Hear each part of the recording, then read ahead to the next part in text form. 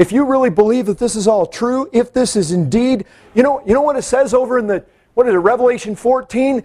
It says that when we enter into our rest, our deeds follow us. I'll tell you this, through all eternity, the things you do in this life in the service of Christ are going to follow you there. And yet you're giving yourself to the trivialities and the vanities of this life. Amazing. You know what? You're a professing child of God. You say you believe in eternal rewards. You say there's treasure to be had in heaven. But then you compare yourself with a lost man. And he's outrunning you. He's investing in all his stuff in this life because he believes it's going to bring him pleasure. You say you believe the greatest pleasures are at his right hand in the world to come. And yet by your life you're not proving it, and he's outrunning you in the things, his objectives, what he wants to accomplish, than what you're running in. We speak one way, brethren, and we live another way. And we ought to hang our heads that this world should be outrunning us. Jesus Christ said, I would you would show yourself in or out, hot or cold. And if you're going to be lukewarm, if you're going to serve me with a half heart, it sickens me, I'll vomit you out of my mouth. He's not speaking to some Turks over there in Izmir, bowing down to their Allah over at the... No, he's speaking to a church. Just like I'm speaking to now. Not to the lost hordes out there. He's speaking to the church. And he's saying, if you're going to try to serve me with a half heart, divided heart, I hate it.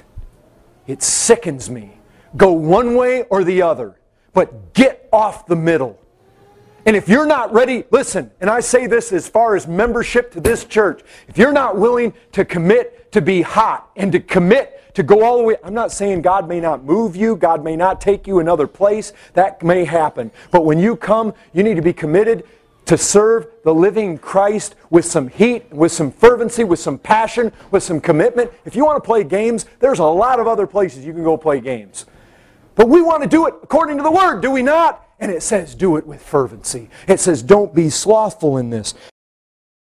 Zeal matters. Passion matters. Over and over and over and over again in the Bible, we find intensity matters, zeal matters, wholeheartedness matters. Don't settle for anything less. Too many lazy Christians, or at least professing lazy Christians. Make no mistake about it. The Lord Christ is calling you to put away your idleness, put away your slothfulness, all your laziness, all your half-heartedness. Serve Him as a slave with a boiling spirit. That's what we're called to do. Brethren, don't be slothful. Don't be idle. We have too much sloth and sluggardliness and slowness in Christians today.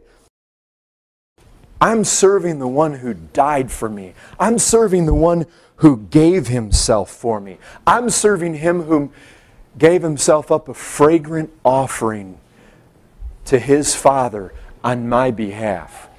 Now let that sink in. Beloved, we don't just want to serve Christ, we want to love Christ. We're not like those pagans. Oh, I've got pictures in my mind. Hindus in their yard with their little dollhouse-looking altars, bowing really fast. And it's almost like you look at it and it's like that can be real. We're not like them.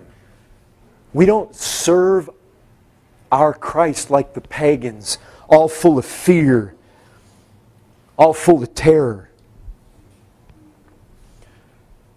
Brethren, if Christ were to stand here right now, and you know, He would speak with authority and yet with compassion. If He spoke in that way and He said, look at my wounds. I've done this for you. What have you done for me? Is this not worth your fervency?